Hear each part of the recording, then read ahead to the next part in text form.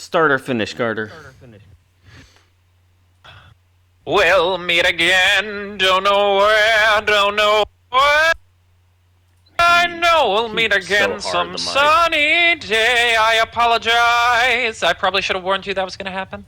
I mean, I had you lower because you sound so much more crisp this year. I gotta lower your volume then. Yeah. That's that PlayStation power, baby. Thank you, everybody. So yeah, your mic peaked and, and just cut for a minute, a second. Oh, that's really funny. Yes, but welcome back to Don't Sleep on Football. I'm Carter, I'm Kevin. and we are at the very last episode of our draft preview.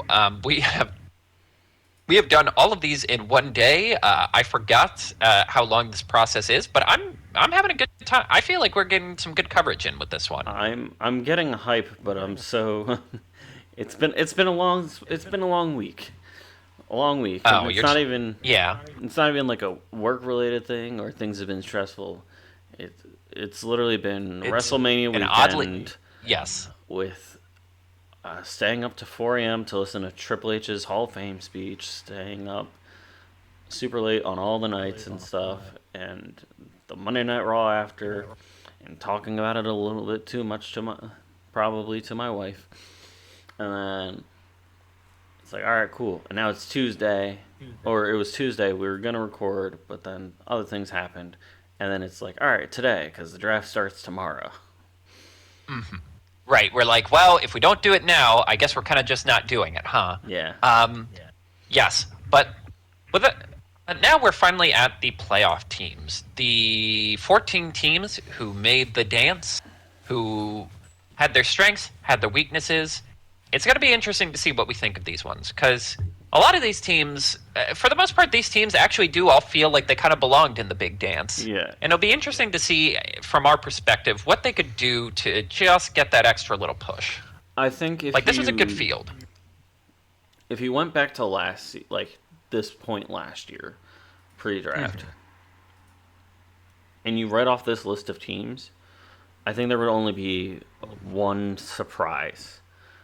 A couple of them would be like, "Oh, really? That's kind of cool." But there's only one surprise, and that's the Denver Broncos. Right, which are who we're leading with. No, we're Nope, not. nope, we're not actually. I forgot about Tampa. My apologies. But yeah, the Broncos, who we'll talk about, it's like, all right. Well, to be fair, I didn't think Bo Nix would be as good as he was, but that's okay. You know, sometimes it's good to be proven wrong. Hey, Buccaneers, Tampa. Yeah, but let's start with the Tampa Bay Buccaneers, who have the 19th pick. They were 10-7. Had a pretty decent vibes here. They had a little trouble when oh my God, what's his first name? Godwin. Chris Godwin. Chris Godwin. I wanted to say Christian, and that was throwing me off. Chris Godwin dislocated his ankle, but Mike Evans was able to keep a 1,000-yard streak live. He was good, Baker but Mayfield. he got hurt for a little bit. Oh of it. yeah. Yes. Baker Mayfield continues to find his sort of like new home as like the former frat boy turned cool dad. And yeah, it's honestly, when I was looking at the team, it really is striking how like good they've been at keeping this core together, like post Super Bowl win. It's been like 5 years since they won the Super Bowl, and yet it's kind of the same team with like a few pieces I here feel and like there. they've only enhanced since it. Also, side note, do you remember when I think it was the beginning of last season? It might have been the season before when we were talking about the battle for QB1 between Kyle Trask and Baker Mayfield. God, what a journey! That What happened. it really does. It really is an embodiment of how bad the Cleveland Browns are. That we were convinced Baker Mayfield was on the same level as Kyle Trask. Yeah. But yeah, no, it's I think this team just needs to not like overall good and bad. They just need to not screw up. Right. They've I got literally this wrote solid "Don't rock thing- the boat." They've got this solid thing going, and yeah, get some enhancement talent. See if you got someone better, but you've got already some very early round offensive linemen, very early round defenders. Um, Right. I'm genuinely one's- trying to think of what to give them. it's not like an old team. There's, like, Right.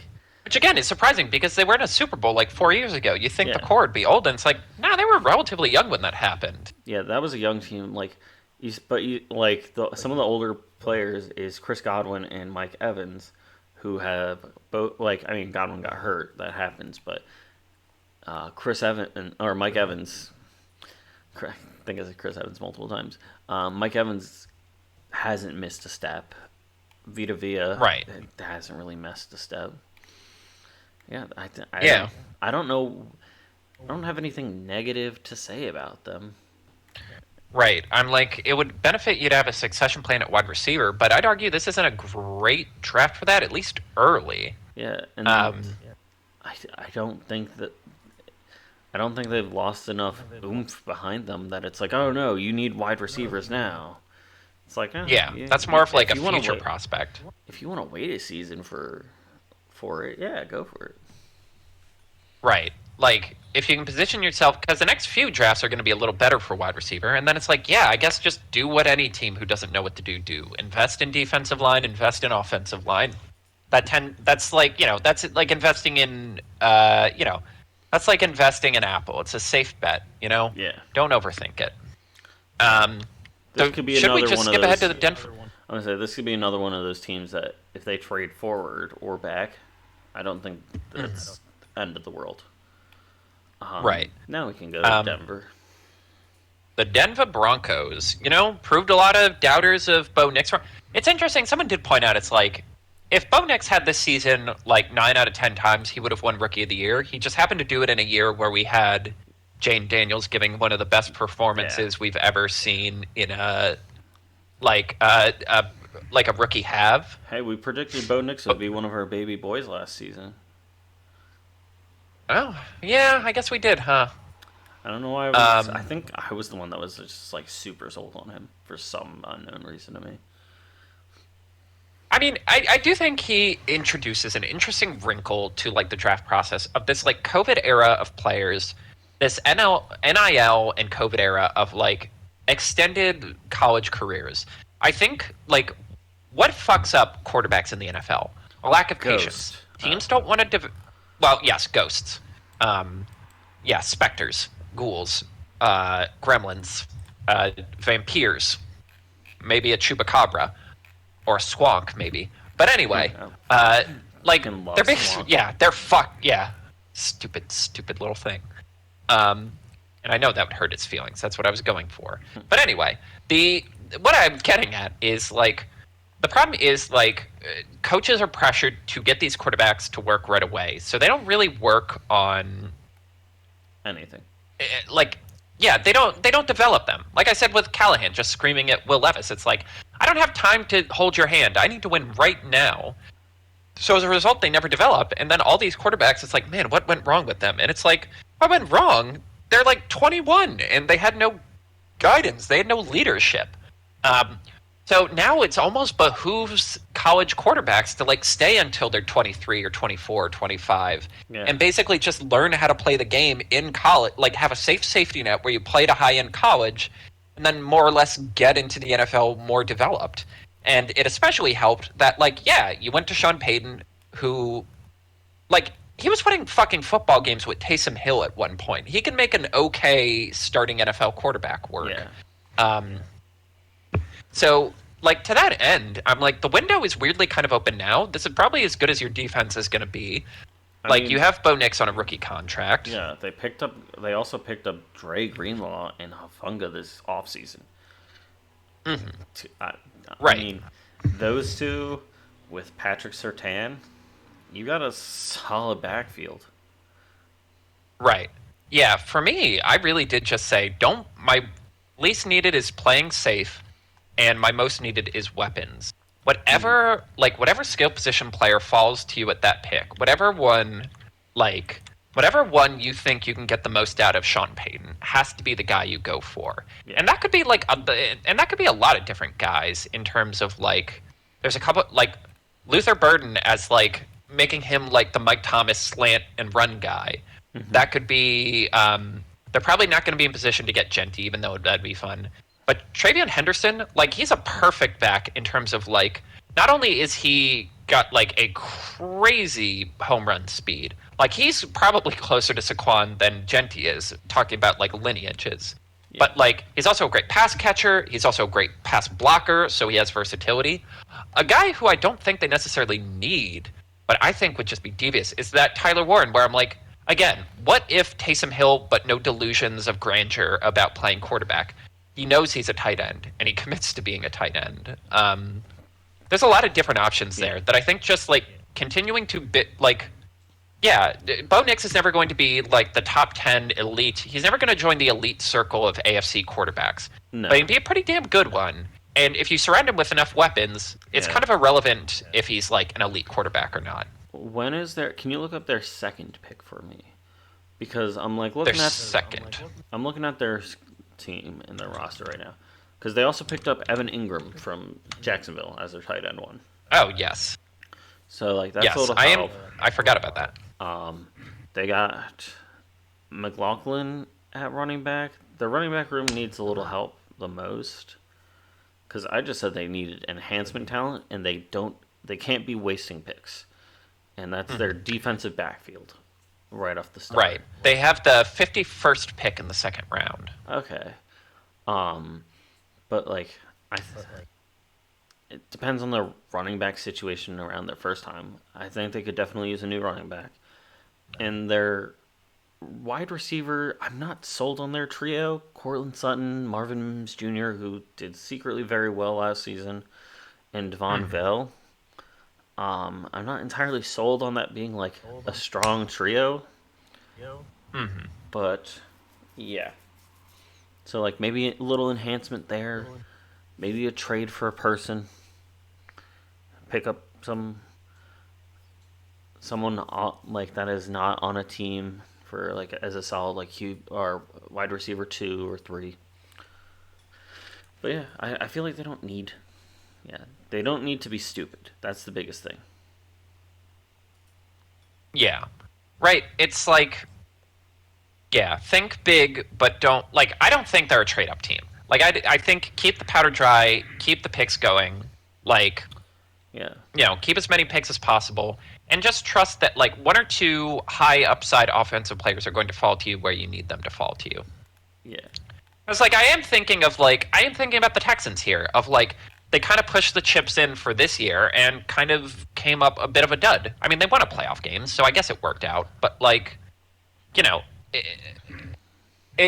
like it's tough looking at the Texans having given up like a second round pick for Stephon Diggs. It's hard to look at like the ways they tried to like yeah, be like the AFC title now, and then when you don't, you're like, well, shoot, we need to rebuild a little bit here. yeah. They need It's to the enhance. balance, kids. Exactly. Speaking A of team that balance, needs to do a yeah. Speaking of infuriating balance, I can't imagine being a fan of this poor fucking team. The Pittsburgh Steelers, another winning record, another bounce in the first round. God, why does this happen to them? Again, it was 21 zip going into the second half, and like the Ravens basically gave up trying. They knew they had already won. yep, they really did. All right. I mean, I've talked about it in multiple previous iterations of this exact episode. They need a quarterback. It's Mason Rudolph as their starter, and their backup as of right now is Skylar Thompson. That's what they got Right. going for them. They got George Pickens, DK Metcalf as wide receivers 1 and 2. They have Jalen Warren and Kenneth Gainwell. Yeah, that's right. They got Gainwell at, at running back. Pat Do a little Firemouth, better there, but solid tight end. They the got offensive line is better than it's been. yep, strong offensive line. They got a pretty strong defense. Patrick Queen, T.J. Watt, Darius Slay, Minka Fitzpatrick, Joey Porter. Right. It feels like the last hurrah for this defense. They're all getting older. They're all reaching their 30s. And a lot of people are like, why didn't you just pay Russ or Fields and try one more time? And I'm like, I kind of like this burning the boats sort of like, Yeah. we need to get a quarterback or it's over. Like, we need to get something better than this, or, we don't have a choice but blow it up. Yeah, no, they just need a quarterback. They need to trade up for somebody because the offensive line is a strong offensive line, so it's not like they need somebody that can make sure they run away and stuff. Mm-hmm.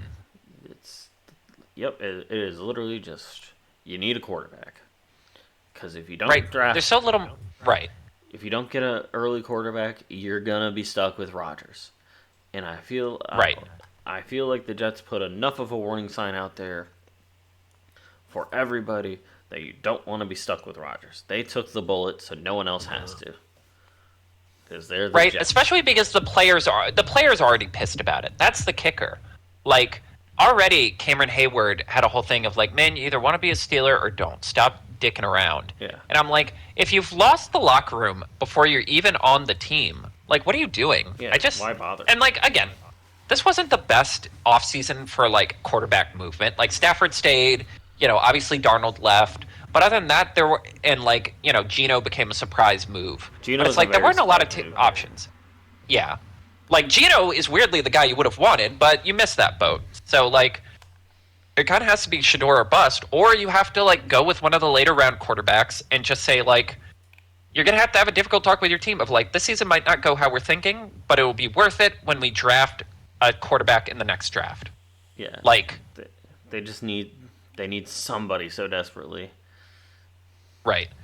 Yeah, that's the thing. You kind of just need to draft a body because, like, you're Or not playing hell, Mason Rudolph again. You've done this song and dance 10 times. trade Atlanta for Kirk.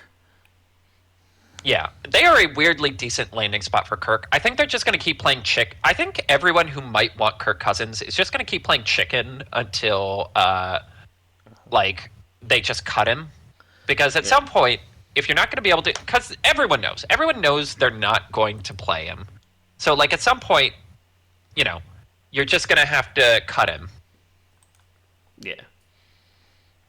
No. But, yeah, I don't think there's much more to say. That's really it. I feel like Yeah. it's relatively clear cut. But yes. So the LA Chargers, who had a good season despite like the ending, 11-6. They're an interesting team. You suggested stronger Specific LOL. left offensive line. Okay, that makes more sense. Yeah, me and my abbreviations. They picked up Mike Williams. They have Quinton Johnson and Lad McConkey for receivers. But they also picked up so their right side of the line is Joe Alt and Mekhi Becton. And Mekhi Becton Hell yeah. proved last season he can hold his own as a guard, big time. So that Rashawn Slater, Zion Johnson, and Bradley Bozeman from left tackle to center isn't terrible, but I feel like that enhancement could save Herbert just his life. And they also picked up like Najee Harris and stuff. That could, I think that's what they can use to just get to we're gonna win a playoff game. Right. Yeah. For me, I just wrote speed because they were very slow offense despite having the capability to be a high-flying offense. Yeah. They are one who I do think like best available pass catcher makes sense. I know that's my lazy go-to for everything, but I argue like pass catcher is my position of like just pick one. They're literally like lottery tickets. You're going to get it right once, and if you get it right once, you're profit. Like, they are someone who, like, the two Texas receivers, Matthew Golden and Isaiah Bond, would be good. Luther Burden would be great. There's a couple different options here who I think are really, really tempting for them. Yeah. But They just don't yeah, need to reinvent the wheel. They have they have a clear, solid, good thing to the go rebuild for. is strong right now. Like, the plan is in motion. I said don't overthink the toughness thing. I know there's a lot of discourse that they got bullied in certain games. Honestly, my biggest thing is, like, I feel like they're still in transition until they move on from Greg Roman. Greg Roman is, like, the perfect, like, He's like the perfect like temp offensive coordinator. Like he was in Buffalo when Josh Allen first got there. It was fine. They eventually got rid of him for Brian Dable, and that's when Josh started to take off. Yeah. He was there at the start of the Baltimore stuff to get Lamar Jackson's feet under him, and like they were successful. They finally get rid of him. The offense opens up. Like he's really good at taking teams who are kind of listless and kind of like cratering and getting them to a baseline of competency. And like I'd like him to prove me wrong. I'd like this offense to like really become a high flying sort of machine. But I'll believe it when I see it with him. Yeah. No, I can agree. The Green Bay Packers. The pick Cheese 23. Packers. Who started The Cheese Packers, yes. in a various amount of time. 1742. Yeah, we got into Before the nation was even founded. Despite not being in that episode, we got into it way too much last one. It wasn't even a big fight. Yes, It was just we got into it way too much. That was it. Right. It literally was like, yeah, it was 5 minutes past being funny. Yep. But yes, so for them, what did you say? What did I say? They need to beat their division. It's kind of Right. like the Bears. It's. I think that was the biggest thing against them this season is beating their own division. Um, Detroit Lions have been on a tear the last couple of years, and surprise gameplay from the Vikings, just huge surprise gameplay from them. Yeah. But yeah, no, it's. I think if they beat their division more, they're gonna like they're just gonna get better seeded and they're gonna get better matchups that favor them better. Right. Yeah, they feel like a team that would really very much benefit from like seeding. Yeah. Like they have to do slightly better in the regular season to sort of get over the hump, it feels like. Yeah. If they get if they get that division, especially if they get that division spot and they're the ones playing against the wild card team, I feel like that goes so much more in their advantage than the inverse. Right. And honestly, what I said is like they just need one goddamn star. It's the discourse of like, you know, I think they played pretty well last year considering Jordan Love was getting, put Bullied. through like he was getting put through one of those like laundry rolly things. Just Yeah. over like Squidward over and over again. But like and it was a discourse like Josh Jacobs made the point of like we don't have like a number one receiver right now. You have a lot of decent guys at wide receiver. You have a pretty decent running back. And then you drafted all these guys on defense, but none of them are like blow your pants off difference maker. They're no blue chip guys. It is a team of like the strongest collection of red chips maybe in the entire league, but really not a blue chip guy. Maybe Jordan Love is that, but like, this is only his third year starting. And the problem is this isn't necessarily a draft to get a goddamn star, as I put it. So I'm not 100% sure what the sort of roadmap to that is going to be. Like, they might be a trade-up candidate, honestly, if they're really feeling it. But otherwise, it's like, yeah, don't rock the boat, I guess, until you find a better draft to work with. I don't think they have like a need to rock. I think they just need to not be stupid. I think if they decide to get risky with this draft, they're fucked. Right. Yeah, this is this really isn't a draft to get risky with. Like, don't fuck this. If you don't see your Terrible guy, things happen if you fuck around in a bad draft. if you don't see your guy, just take whoever's best, regardless of position. Like, they're not so far down the hole that it's like, oh, we're gonna pick like a linebacker if we don't, especially even if we don't need one. It's like, yeah, you don't really need to do anything crazy. Right. Like, you know what happens when you fuck around in a weak draft? You end up with Kenny Pickett. You don't want to end up with Kenny Pickett, so don't do it. Hey, he's Super Bowl winning Kenny Pickett. Super Bowl winning Kenneth Pickett. Such a great statement. Not even his biggest fan. Doesn't that rule? Does that rule that some people just get to say they won a Super Bowl? Yeah. Well, oh god, I meant to bring that up when we were talking about the Giants. drafting Abdul Carter would make up for the fact that they were literally right in position to draft Micah Parsons and traded down. Do you remember who they traded down for in that draft? I do not. Who? Kadarius Toney. Oh my god. Is I heard he's gonna Kadarius start Toney? a rapping. He's trying to start a rap career. Yeah, no, he's done in the NFL. No one's going to hire him again, unless there's literally like 5 injuries. Do you think he is the like?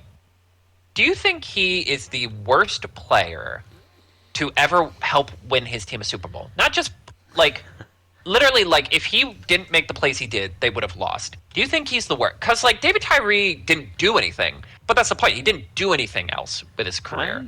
Like Kadarius Toney kept playing and actively was hurting his team when he was playing. Yeah, I genuinely don't know. I don't. I that I is don't have something I the want to go data down a to- rabbit hole for. To back Right? that I up. need the data because I really think that might be it. Because I just keep thinking about like this guy was a first round pick. He made 2 of the biggest plays in a major Super Bowl, and then did jack shit for the rest of his career. Literally, actively impeded his team's progress every time he got on the field after that. But anyway, the Minnesota Vikings, 11-3 or 14-3, the best record to not win your division. Yep. Another team that I really just don't think needs to rock the boat. I think, No. like, and a lot of people have talked about, like, what went wrong for Detroit and Minnesota to not win a single playoff game? And it's like, yeah, they beat the crap out of each other the round before. Yeah. Like, both of them, like, you know, to decide the division, the Lions played the Vikings. It was a pretty hard-fought game. And, like, yeah, both of them came into the playoffs kind of flat. Yep. Yeah, and I mean, like, they don't need to do anything silly because they've already acquired enhancement talent. They got Javon Hargrave. They picked up Isaiah Rogers. They got Jordan Mason as a backup running back. They have Will Fries and Ryan Kelly in the offensive line. They still have Yeah. the 3 J's for their wide receiver trio: Justin Jefferson, Jordan Addison, and Jalen Naylor. Yes. Um, T.J. Hawkinson, top tier tight end. I think Right. J.J. McCarthy is the biggest question. Right. Honestly, the biggest thing is I'm like, yeah, don't fuck around. Like, either he plays or doesn't. Yeah. Like, If you're not going to stick with him, your backup is actively Brett Ripon. So you're either going Right. to get Aaron Rodgers in the funniest following Brett Favre history, or you're going to get. you're just gonna lose. I was going to say you should probably be drafting somebody, but yeah, you're going to just lose. Right. And I'm like, yeah, you kind of have to commit to that being the 2 options. Either he plays, either McCarthy plays, or you just accept that this is a losing season and you lose like you were supposed to last year. And that's okay. Sometimes you have bad seasons. I know it's tough because you feel like the window's right now. But, like, hey, if you want to emulate the Eagles, the thing they've done the best is sometimes you just have to suck. Sometimes, in the middle of a run, you just have to have one dinky, crappy year, and that gives you draft capital to be better next time. And that's what the Eagles know best: sucking. Right. I mean, honestly, in a lot of ways, I'd argue, like, other than needing some defensive backs, the Vikings have a lot of stuff that the Eagles have. Like, one of my morals from this is chasing the Eagles' trench building system, I think, is folly because you don't have the infrastructure to, like, coach them up. Like, again, you have the best offensive line coach in the league Yeah. and, like, multiple succession plans at each position. For me, the thing people should be emulating from the Eagles, Is and, like, I'll talk staffing. about it when we get to, like, the Chiefs and the Bills, is explosive playmaking. Having 3 or 4 guys, and especially at least one running the ball, Yeah. that on any given play can crack one open for 60 yards. Like, I feel like the Eagles presented a paradigm like, you know, when the Chiefs had Tyreek and Kelsey, the defenses did a paradigm shift where they went all in on too high. You're not going to beat us up top. We are going to force you to dink and dunk, and we're going to take advantage of you being impatient and making mistakes. And I feel like the Eagles solved that of like, okay, but we can also get a 60-yard touchdown with our running back, and then we have 2 wide receivers who can get 60-yard touchdowns. Yeah. And, you know, another wide receiver and a tight end who are capable of surprises. So what are you going to do? You can't cover literally the entire field. And I think that is a more achievable goal for all of these teams. Because it's like, all right, do you want to spend 5 years building an offensive and defensive line infrastructure like them? Or do you want to go for big playmakers? Yeah. And I'm like, yeah, the Vikings already have that. They don't have the running back, but they certainly have the wide receiving core. If the Eagles' offensive line wasn't so consistent, so like with it being that consistent, it's clearly Jeff Stoutland, who is a man who's just he's very clearly content on where he is and where he wants to be. Mm-hmm. Because He's up there with Spagnola of like guys who will never leave because why would you want to leave when you can win a lot in the position you're in? yeah, because you know that he's not like he could have easily been promoted multiple times Mm-hmm. and changed teams multiple times, but he's content, and I feel like that's hard to duplicate, and especially when it's like his mindset and how he plays it. So like that explosiveness, and I mention this semi frequently of like a lot of quarterbacks have their go to guy, and it is one maybe two max, and having that like your explosive playmakers are that difference.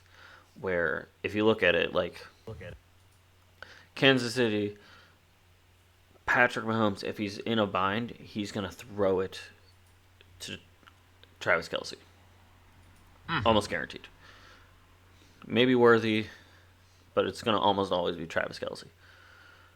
If you look at the Eagles aspect of it, especially like last season, if Hurts starts to panic, there's Devontae Smith, AJ Brown as receivers. One is smaller and quick. The other still quick, but is just built like a truck. And then you also Mm-hmm. have Dallas Goddard and Saquon Barkley in the short field of like Right. same general concept. One can truck you, one will outrun you almost every time. Right. You push the defense past its breaking point. Like, Yeah, it doesn't matter if you have two people high. We'll just outrun you or run through you. It doesn't matter. There's nothing you can do. yeah. You have to play perfectly to stop us. It doesn't matter if you're Yeah. faster than me if you can't take me down, which the Eagles learned Right. by playing James Bradbury. Right. He was And pretty like I quick, but he think couldn't stop anyone for the life of him. couldn't tackle people for shit. But yeah, well They that's would why actively someone bounce like off him. he had a meeting with the Bills and like someone was like, yeah, no, he's the exact opposite of like what they want from cornerbacks. He is physically incapable of tackling anyone. It would drive everyone there insane.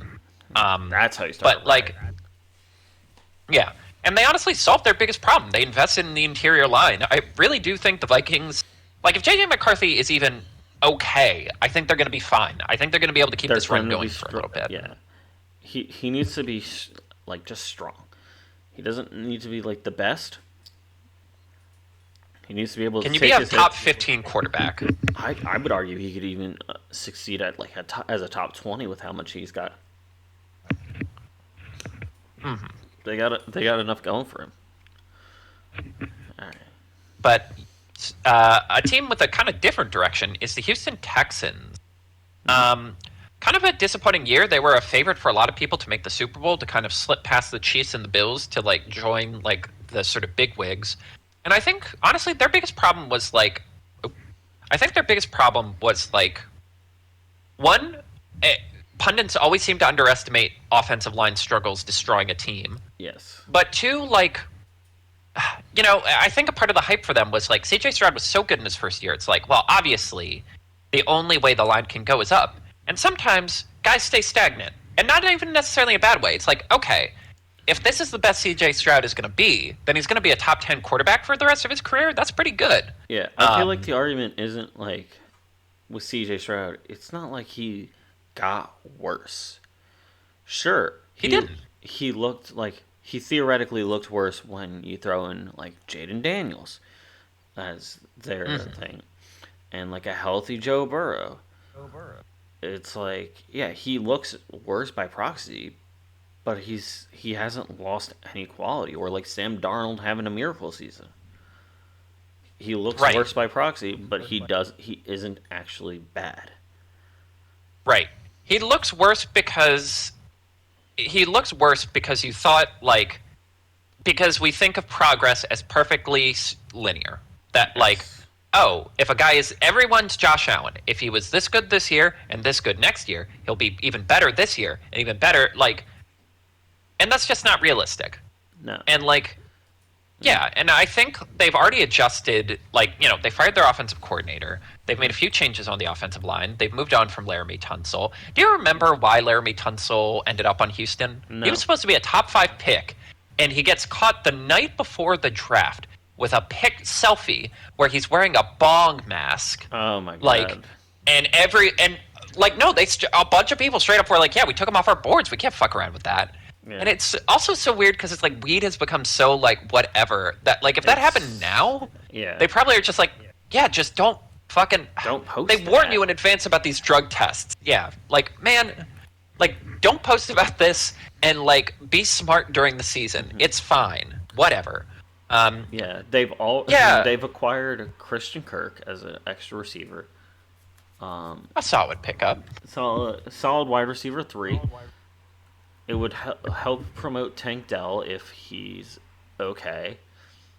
But they have a new starting left tackle, and then brand new backups for every other offensive line position. So you know for a fact that that offensive line is on notice, big time. They got Right. left tackle from Minnesota, left guard from Seattle, center from something I don't know, right guard from Minnesota, right tackle from Cincinnati. Like, did some pickups. They still have Joe Mixon. They acquired Yes. C.J. Gardner Johnson, and they still have that duo pick from 2023 of C.J. Stroud and Will Anderson Jr. Right. And that kind of ties into my need.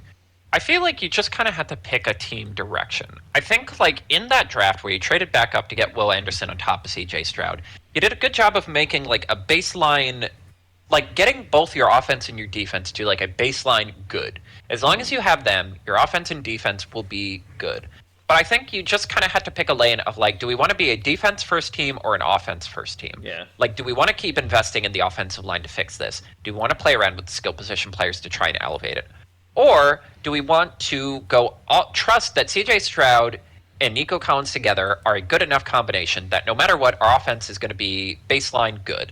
So let's get the defensive, like, again, our defense is good largely because of coaching and one or two blue chippers. Devin Singletary's good, Will Anderson's good.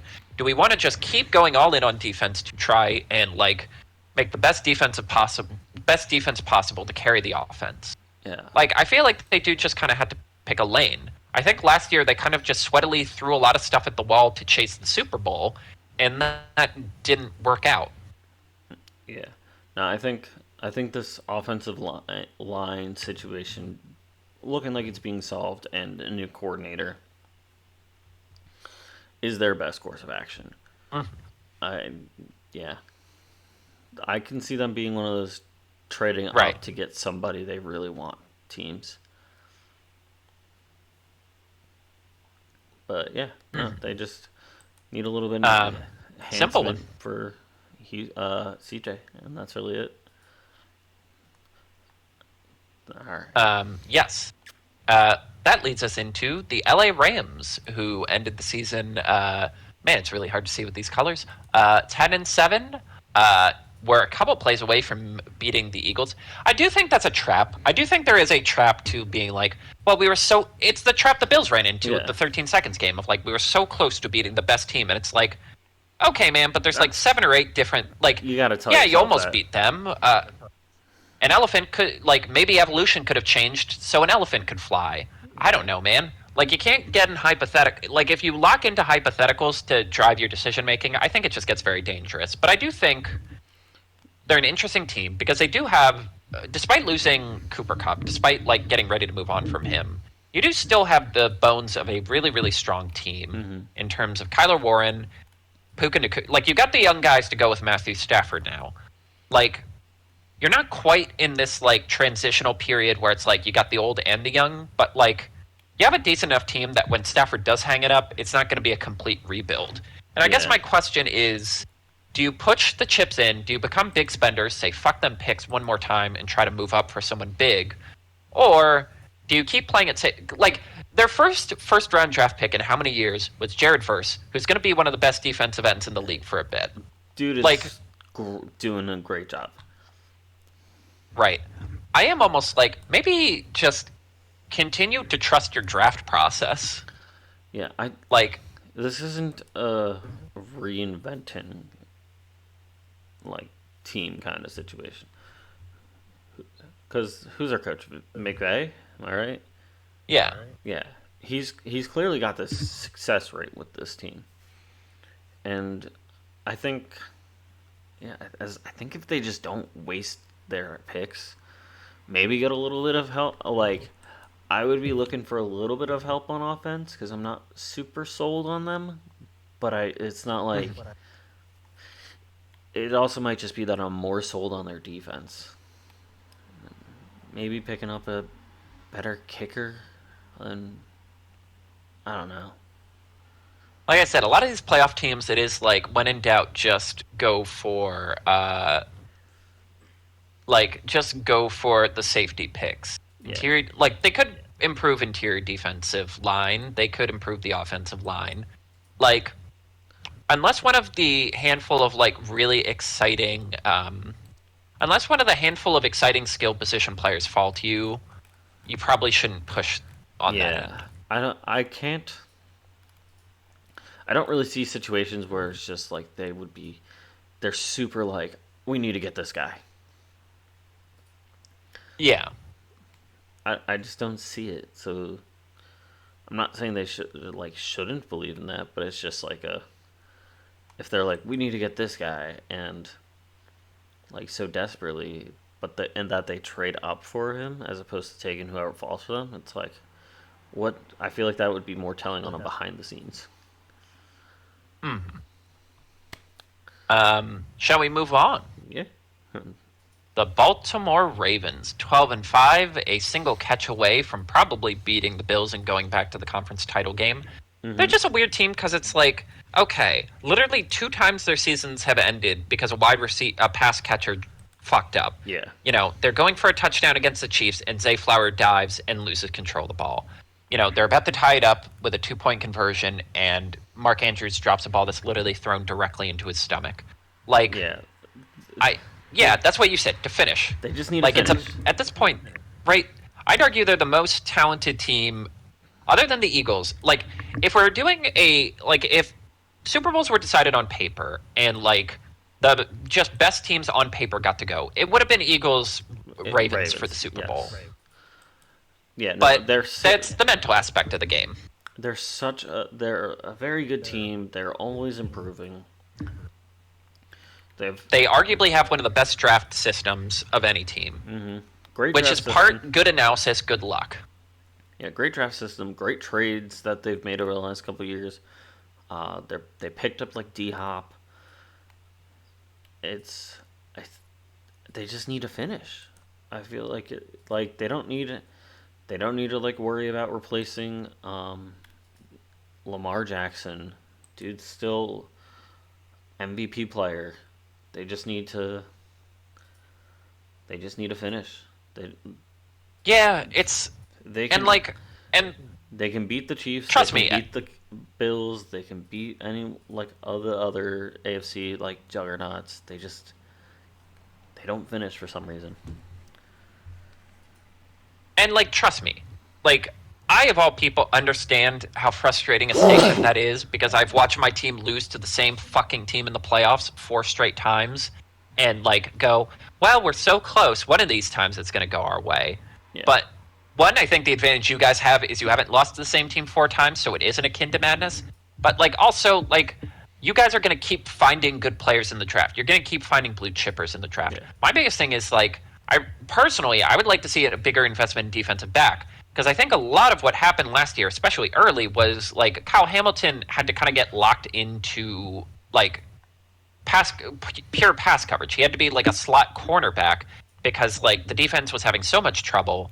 Like Yeah. I want as good a defensive back because he's like the Swiss Arm. He arguably is the best defensive player in the league. He's a Swiss Army knife. He can play basically. He can basically play anything behind the defensive line. Like, and I want you to give him as much versatility as possible, so you don't have to force him into any position. Yeah. And I think they worked on it. They picked up Chidobe Awuzie from Tennessee for at cornerback. It's yeah, no, little enhancement talent there. That's it. They're a secretly good Yes, team. the Detroit Lions, Why did I despite a say disappointing secretly? end to They are their, not secretly a good team. I was gonna be nice and give you some grace there. The 15-2 Detroit Lions, despite the disappointing playoff result, genuinely were one of the best teams in the league the entire year. Uh, for me, I really just said like sort of more versatility. I think when you lose your two offensive coordinators, you kind of have to go into the woods and figure out like can we accept the status quo, just keep running it? Like, you know, you do inside hires, you keep the systems in place. Like, for example, like I think that was the problem with the Eagles after their first attempt at a Super Bowl. They replaced their two coordinators with inside hires, and it's like, okay, Oh well, now yeah. everything's just a diet version. And then, you know, they get a little more positional versatility. They bring in some guys who could do different things, and I think it helps them. I think, like, I'm not saying this is like when you break up with someone and date the exact opposite person, but like, you know, find a more finesse pass rusher to go with Aiden Hutchinson. Find like sort of a couple different options at pass catcher. Like play around with like types of players you don't have. So if you need to pivot the vision, that's doable. I know that's kind of abstract, but I think it makes sense. Yeah, no, I kind of said something.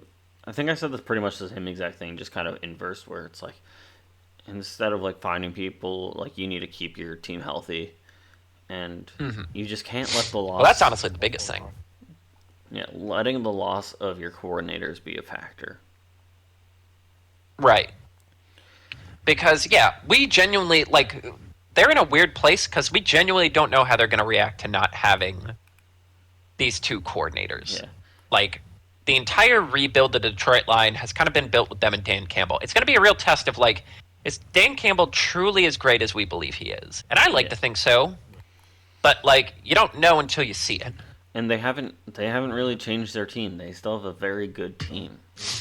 So Exactly. this is They less haven't about lost much. like I don't know if they need to really draft anything. Just Right. you know what, a kicker. Why Maybe not? No. you're just gonna say that for everyone. Jameson Williams is apparently on the trade block. Their sort of stretch wide receiver. And while he's a bit of a knucklehead, I actually think he did a pretty good job for the most part last year. He held it down. Yeah, you know, he gets left holding the bag because he threw that stupid end reverse pass in that got picked off. Yeah. But like, um, anyway, if you're going to do that, I guess getting another speed wide receiver, like I don't mind that if you don't feel comfortable paying him, like keep drafting sort of like stretch field fast wide receivers to replace him. But we'll see on that front. The surprise darling of the NFL season, the Washington Commanders, 12-5, made it to the conference title game. Yeah, no.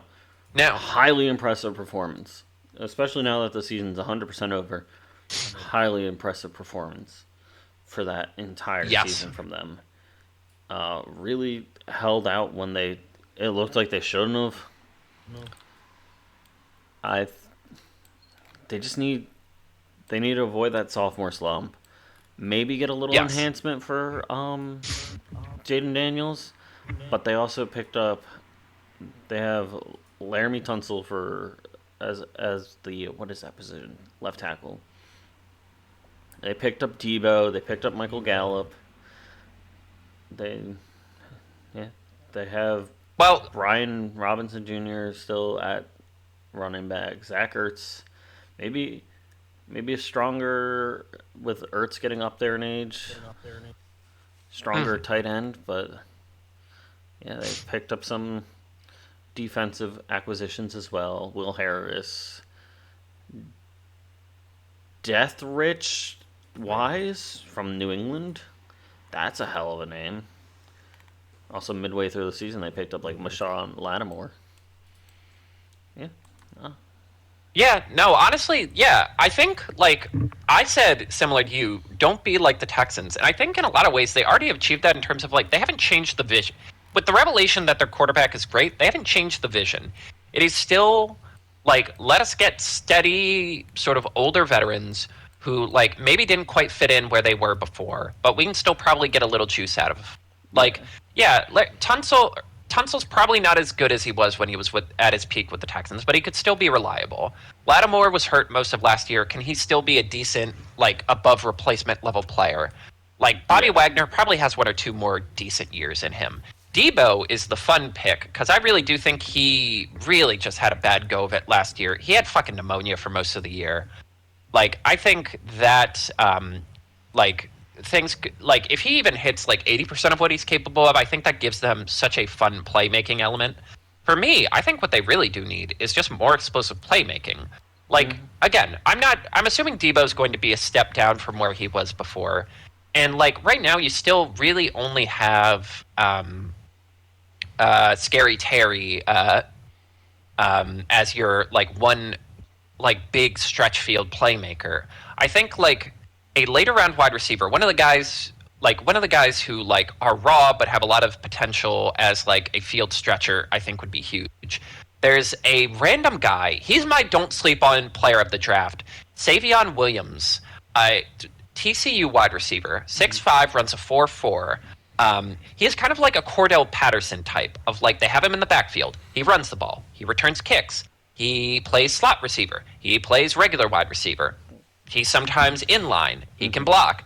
Like, the only downside is his drop rate is really, really, really bad. And the last time someone drafted a TCU big, lanky wide receiver with a really bad drop rate was Quentin Johnson. And it's kind of been a disaster. Yeah. So I can understand why teams would be scared away from that. But God damn it, one of them has to work. And if it hits, it's like putting literally all of your chips on one number. If it hits, you're fucking golden. If it doesn't, well, you're going to draft this guy in like the 5th round. So actually, the stakes aren't that bad. Is there anyone that Jaden threw to in college available? Where'd he go? Jesus, He I was actually have no idea. LSU, right? Yeah, well, Malik Neighbors, but they were in the same draft. Yeah. Um, that leads us to the Buffalo Bills, 13-4, 30th pick. You know what? You go first. Hold on. I'm just looking at draft eligible players for LSU. Seeing Oh, there's that's really funny. Yeah, do that first. I don't want to think about this. I'm the best run that I'm seeing is for rank is Mason Taylor tight end. A couple running backs, but they're like in the 400s. I'm not seeing any wide receivers that are That's ranked by weird. LSU. Whatever. They just might not have any Well, see, decent ones because they the lost problem, neighbors and last season. right? Brian Thomas Jr. Yeah. So Yeah, that's the one downside. Yeah, the Bills. Well, Buffalo Bills. I just went with enhancement talent for what they need, and they don't need to replace Josh Allen. Like no, they're just enhancement talent. They picked up Joey Bosa, which could be controversial, but if Matt Milano stays healthy, they picked up Tre'Davious White. he's back, which I actually do appreciate. That's at least something. Yeah, but they have also Josh Palmer, Keon Coleman, and Khalil Shakir for their starting trio. We all know James Cook can represent Dawson Knox and Dalton Kincaid and tight end. Their lineman was pretty good. I just think they need to not be like they need to not trade, but nothing risky, nothing crazy. Do you want me to give you a I think time limit? No, I'll just do it quick. I think I wanted to write those squiggly marks that Woodstock gets above his head when he's frustrated, because it's just like, how many years are we going to do this song and dance where Brandon Bean spends the whole offseason whinging about, like, well, you know, we really just need a blue chip talent. We don't have a lot of blue chip talent here. Like, we don't draft high enough to really get one, and it's hard to get them in free agency. They don't like come out of free agency, and it's like, how many times are you allowed to say that and then not actually get anyone before we realize it's just you making excuses for your own incompetency? If you can't find one in the draft around pick 30, trade up. If you can't find, if you don't trust your draft process enough to do that, trade for one. Don't Like, drop back. yeah, don't drop back. Like, again, it's so frustrating looking at the last couple drafts where it's like, if you went with Sam Laporta or if you traded up for Jordan Addison, you'd probably have won a Super Bowl. If you traded up for Brian Thomas Jr., you probably would have won a Super Bowl. You just, like, sit on your laurel. Like, again, they are a franchise that is frustratingly content. Yeah. It really is, like, the slightly better version of the Cowboys, where it's like, it's less about winning right now and more about, like, making money. Like, it's so striking just looking at the Bills' social media and seeing how much talk is about that fucking stadium.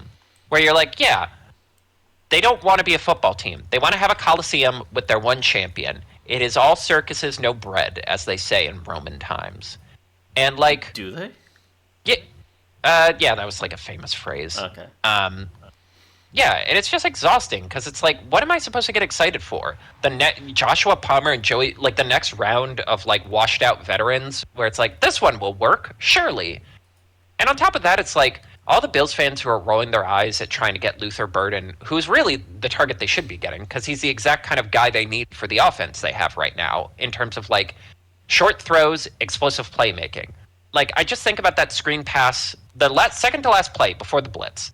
It was a screen pass to Amari Cooper, and it's so clear. Like, they actually called the play right. Like, there's a clear path.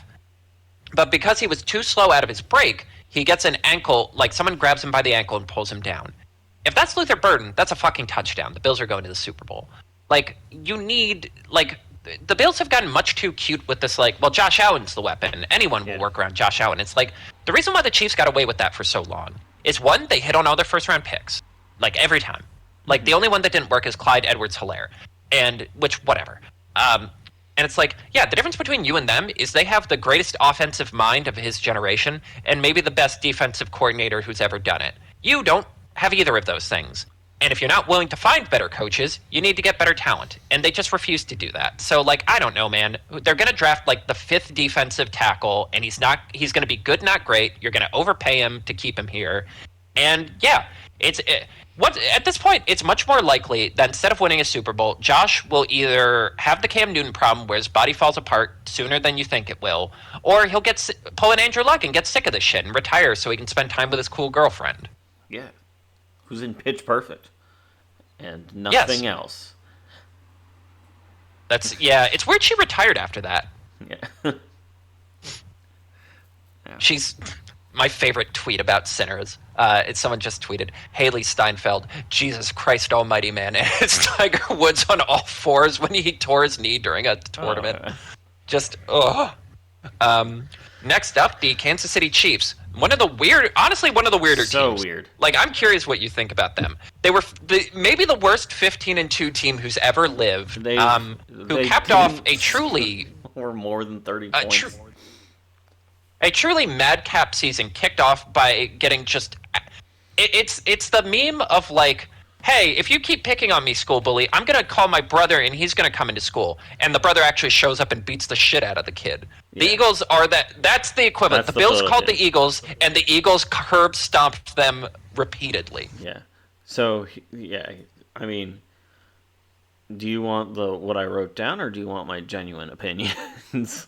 Genuine opinion. So last season, the Chiefs 110% became the villains of the NFL. They were your Magneto, they were your Doctor Doom, whatever you want to call them.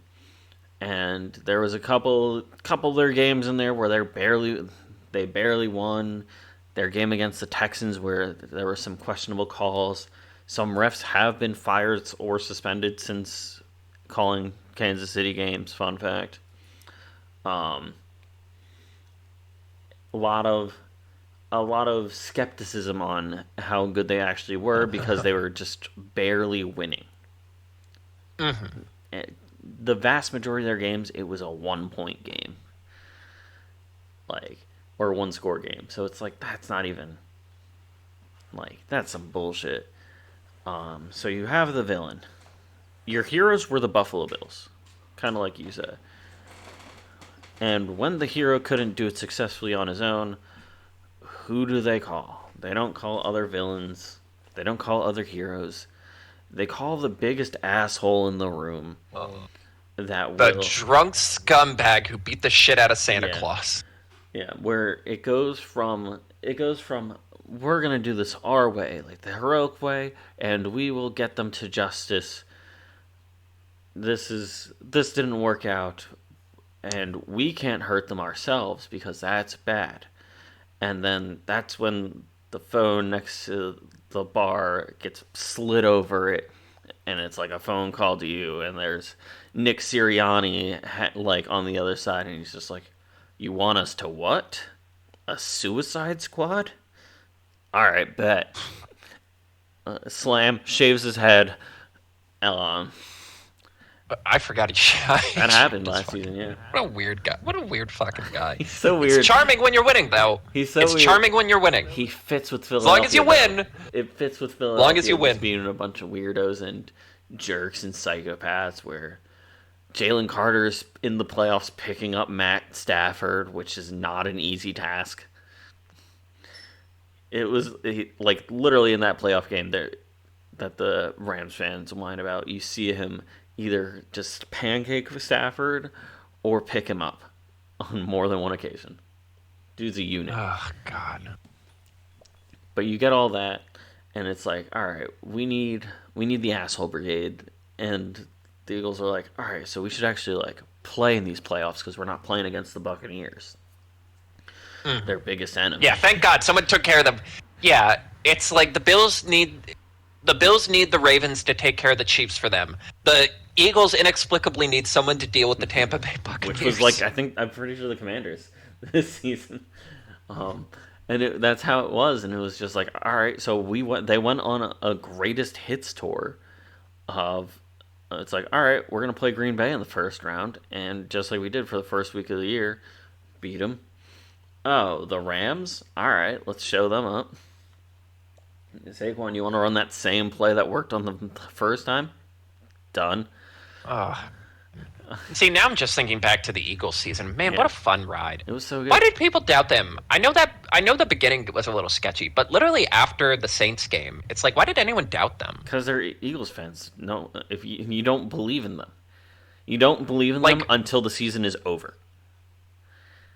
Like, literally, the fucking plays Saquon was doing looked like college plays in the sense of, like, in a college game, it's so clear who's actually going to the NFL because they just do things that you're not supposed to do to other grown men. Absolutely. Like, literally, that one play against that first carry against the Commanders, where he just turns sideways for a little bit and then starts running back upfield. I'm like, that's a fucking... You shouldn't... You shouldn't. In the NFL, if you normally do that, you get your spine cracked. He just did it like it wasn't even shit. Yeah. But anyway, But yeah, no. the point being is you put in the team that has scored like the most points in playoff like history combined, and they're just like, all right, let's. It's like those are the villains. The heroes typically don't use guns. They try and arrest them. We're gonna fucking murder them, and Right. that's what happened. Jesus Christ. Is Yes. you're like such an asshole that when right and wrong is very blurred, and you can see it all game long. That the Chiefs were getting frustrated. We're Daredevil caked in blood. Like, you can't do it, man. Punisher, you have to stop. And you're like, fuck you. Yeah, that's when the cigar is like just getting lit, and it's just like, all right. Because like if you watch that, like, this is how like part of the reason why I believe the Chiefs are the villains. If you watch like some of the plays and some of the moments, you see C.J. Gardner-Johnson antagonizing Kelsey, but the second the ref turns around, his hands are behind his back, he's standing up perfectly straight, and nothing's happening. You see another one with Kelsey, him trying to push Jordan Davis out of his way, who is taller and outweighs him by a significant margin, and Jordan Davis just bats him off with one arm like it's nothing. It's like, no, you got shown up by the assholes. which is why they need to win by a margin to be considered a good team again. Mhm. They truly need to, But like, the entire season, starting with the first game of the season where they beat the Ravens because of a toe was out of bounds, which a little bit of bullshit in my opinion, but it's technically fair. if he had committed his life to foot binding, that would have been a touchdown. And I know that's an insane thing to say, If he but was a like, shoe come size on, man. smaller, it would have been a touchdown. But Exactly. yeah, if But yeah, they win by a margin, they need to win by margins, and they obviously did not get better last season from their previous like Super Bowl win. I'm not saying they looked bad. I'm just saying they did not get better. right. And I'm gonna be that's gonna honest. catch I up. think losing that Super Bowl that bad is exactly what they needed. Yeah, yeah. They just are gonna be worried about catching up with a lot of like because a lot of teams caught up to them and they watched a clinic on how to exploit their current team. So if they try remotely to do what they want to do or what they did like the previous season in the beginning half of the season, they're going to get bullied cuz Right. the Eagles put on a clear clinic. It took them to the second half to score. Right. I yeah, I think to your point, like, yeah, I think you have to stop getting cute. Like, you have to stop like the mystique of the Chiefs is over. You can't just keep living on the margins and squeaking out wins. And like I even think this like getting cute with like, oh well, as long as we keep investing in offensive line, we'll be fine. And it's like, yeah, but at some point you have to have guys who can go make a play. Yeah. Like I genuinely think between offensive line and running back, I'd probably lean running back more at this point, just They because it's got like, yeah, you know what stops the pass rush? Guys who can run the ball. You haven't had a good running like Isaiah Pacheco's good, but he's not like a game breaker. You need a yeah. game breaker. Yeah, they have Travis Kelsey and they have Worthy. I liked from what I saw from Worthy. Worthy proved he can hang, especially for being so small. He's slippery. Yes. But Yeah. Like you saw the proof of concept in the playoffs of like, hey, you know what's better than dinking and dunking down the field? Having a guy who can get 30 yards on a play. yeah, Isn't that nice? Like, in a lot of ways, they just have to go back. Like, they spent all this time trying to build to beat the too high defense. And it's like, no, remember who you are. And, like, I do hope Mahomes comes in a little pissed this season. He was objectively bad this season at yeah, times. Like, this was his worst season as a professional. And it's like, yeah, I think there would be something to going back to, like, pushing it downfield, big plays, like, high flying Chiefs offense. Like, I think you've gotten the most out you can out of this dink and dunk sort of system. yeah, And like a part of that will be fixed when Rashid comes back because, and you ideally won't immediately blow out his knees again. Um, and like, if you take Rashid and you take Xavier and Kelsey gets a little more motivated this season and has a little left, yeah. and you put in a running back, I'm like, I think this is turnaroundable. It's you know? turnaroundable. They can come back and do their revenge tour. Won't deny that. But Exactly. They got to get pissed a little I, bit. They were yeah, too like content. they were content. They were. I think it's because they were basically doing the equivalent of I'm gonna point at the WrestleMania sign before I win the Royal Rumble. When after their previous Super Bowl, they're in their interviews. They're like, "We're gonna run it back for three. We're gonna be the first three-time champs, Right. three-peat champs." And poor Travis Kelsey's like, yeah, I guess I'll come back then. I had a perfect Yeah, Hollywood ending, but all right. And then he gets the shit kicked out of him, and he gets like COVID before the game, yeah, and he's like, well, I can't end on a loss. yeah. They're pointing at the WrestleMania sign, going, "We're doing it back." They got the camera crew following them, and then you have people like Zach Bond and Cooper DeJean just kind of sitting there going, it's like Randy Orton waiting in the corner, and like it's just I'm just like waiting, and it's like you think you're gonna win this, and I'm just gonna RKO you out of nowhere. Right. Yeah, it's. I'm curious to see because they could go in a lot of directions. Yeah, They could play it safe and go offensive line. They could play it cocky and get a wide receiver or running back. Like if you're going to be the heel, lean into being the heel and like show something. Especially because the rest of your division got better. Like Denver's pretty good now. Denver, Oakland's going to be better. yeah, if especially if Denver has a smaller, they have two great acquisitions on defense, minimum, with former 49ers. They pick up another offensive weapon for Bo Nix, and that guarantee of like, because that was pretty much a guarantee for most of the recent seasons of like, all right, we're gonna get do at worst 1-1, but probably get 2-0 against the Broncos. And now that margin and threshold is getting smaller and smaller, and now you have Pete Carroll as a coach, who's not he's a very good veteran coach.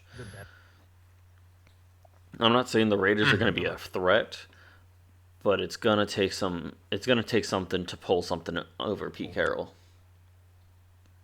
Uh-huh. And he might just know the rules, like kind of like Sirianni, where he just knows all the stupid little rules. Right. And I believe that leaves us with the Super Bowl champion. You're reigning, Philadelphia defending, Eagles. undisputed, two-time Super Bowl winning champs, the Philadelphia Eagles. The Philadelphia Eagles. Yeah, I don't really have a lot of notes for them, honestly. Like, it is so funny. They're the Super Bowl winning It was an team. off-season, but right. Like, isn't it nice? Like, for all the angst of being a Bills fan, for all the angst of the other teams in Philadelphia, even as they're, like, losing guys in free agency, and, like, they're losing some of the margins that made them more comfortable. Like, that made them a comfortable Super Bowl winning team, where it's now like, oh, well, they're still one of the best teams in the league. They just don't have as much cushion. You're still like, yeah, but we won the Super Bowl. Who cares? Yeah, and it's fine. There's that. They super hardcore built up their like their backup room on offense and just hammered down their offense. Where almost all of them have gotten new deals over the last like calendar year. Excuse me, I'm apparently falling apart. And then defense side, they could use some replacements for some of the people they lost, like CD, not CD Lamb. God, why did I just forget his name? Why did I forget his actual name? CJ Gardner Johnson, that's his actual name.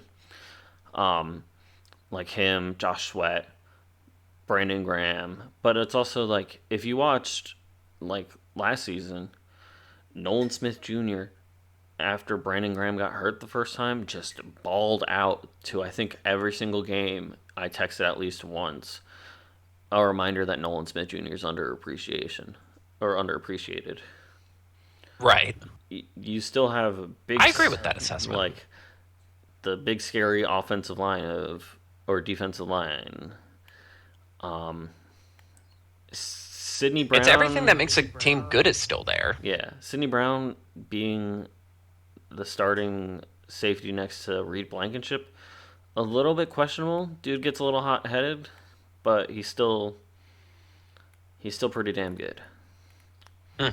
And did we do the like one thing I want more than anything else? And I believe we did, and that is get rid of the freaking backup.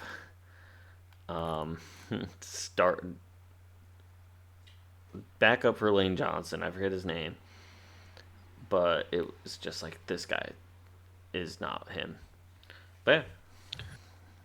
And AJ Dillon, which is a fun acquisition. Yeah. That is a weird one. AJ Dillon's so weird because it's like, he's always a fantasy darling of like, man, the Packers use him so much. Let's go. And then they don't use him, and it's like, what the fuck? Yeah, it's interesting because for the Eagles, I genuinely think like, the reason why they're able to let people go is because they keep hitting on the players they have to hit on. Yeah. Like, at some point, again, yeah, you can't pay everyone. You're like, our team is going to be, the core of our team is going to be Jalen Hurts, Devontae Smith, A.J. Brown, Saquon Barkley, Jalen Carter, and Zach Bond. And presumably, and, we'll figure out a way to work Quinion in there. We'll figure out a way to work Cooper in there. And it's like, yeah, Quinion's and you know on a how 5-year deal. Hell yeah, baby. Yeah, you don't have to worry about that yet. Yeah. Yeah, Fortunately, you don't have to worry about that for a while. and with how things get structured and how often they raise the cap, it's like by the time it's like, oh no, crunch time. Just kidding, they raised the cap last year. Or it's like Exactly. it's staying ahead of that stuff, and it's crazy. Yeah, and it's like, yeah, you're staying ahead of it. You're paying people like you're the reverse of like the Cowboys and the Bengals, where you always pay guys well in advance of when Yeah. like their market value, so you can get it out because Could you that's imagine the if one they thing that I waited genuinely think is to oh pay they Jalen Hurts specifically? Not even everybody, oh just yeah Jalen Hurts. How much money he would have cost if they waited the extra like year for him to win that Super Bowl? yeah oh well just the big three there: Devontae Smith, AJ Brown, and Jalen. Like if you Yeah. waited on any of them, you're just fucked. You wouldn't have been able to keep them. You would have had to either trade them or you just would have had to let them walk for nothing. You were fucked. Yeah. Like Devontae Smith's contract, especially in the wake of T. Higgins's, looks like fucking highway robbery. Oh yeah, they Like all you, do. Even with like and Saquon too. it's like yeah, and it's like we can talk about like how sometimes glazing Howie gets a bit excessive, and it's like yeah, because he's had his share of fuck ups, he's had his share of mistakes, His name is but at the Jalen same time, Rager. it's like yeah, mainly that. But like, there's other ones. There's Oh some yeah. pretty bad ones over the years. But what matters is like he does the one thing you need to do right: find talent and pay it before it gets too expensive. They've always been on the forefront of paying like just below market value before the market balloons. And Yes. like, it He's seems like the simplest thing, but it seems so hard to do. And that comes from like also your owner trusting you to be right on this. yeah, and like obviously being an Eagles fan, hear a lot about it and hear him talk all these times about like him in college analyzing everything. Like instead of him making a podcast about it of draft night, he was making draft boards by hand of who every team should take, and he was right way more than he should have been. Mhm. With that kind of stuff, it's like just that crazy talent level. And I think it's just he's so hyper fix. Like I feel like he's hyper fixated on like just focus on the just environment for the players. So like he knows all these contracts are running up or it's like about to be renegotiating time.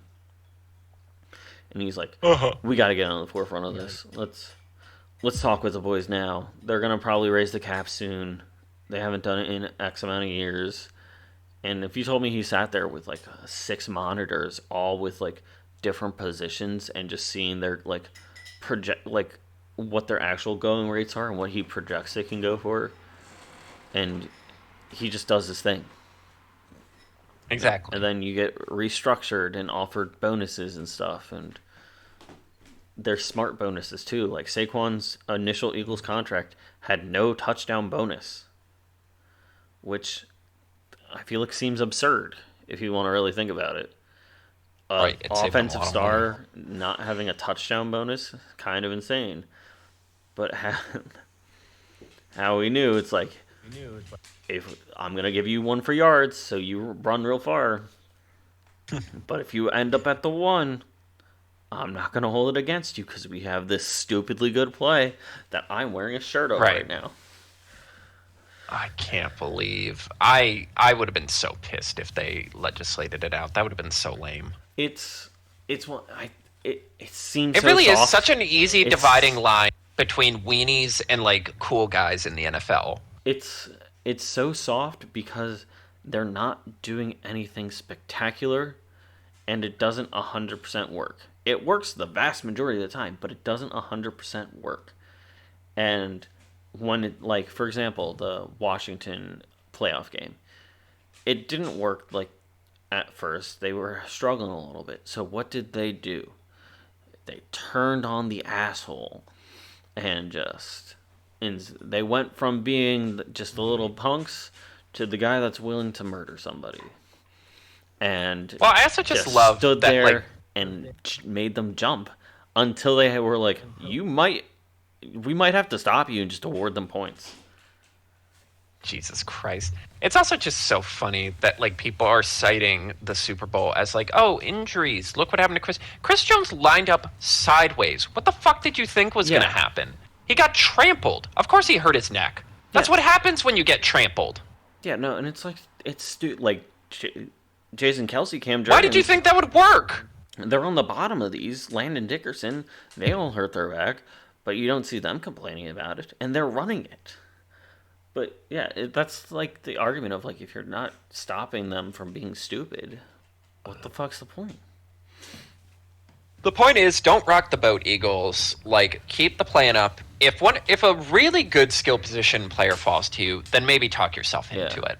But like, I think most of the ones that would be worth drafting at 32 are going to be taken already. I think the biggest thing is Vic Fangio staying. Right. I think Yeah. I think Like, him being on like him staying on defensive coordinator means that even though they lost defenders, unlike previous years where they lost their coordinator and they had like a new scheme, it's going to be the same scheme, just right. different Which I puzzle do think pieces. is worth its weight in gold. Wow. We really got through every single team, huh? Yeah, we really did. So Carter, An odyssey. yeah, send us to the draft, and do we do a post draft talk? I think we usually do. Okay, we don't worry about Just that a post draft. basic winners and losers one. All right. I'll send us home. Wait, no, I have to wait for you to cue me in. I'm not allowed Yeah, to do that. yeah, you can't start us. You can't start it. All right, Carter, send us home.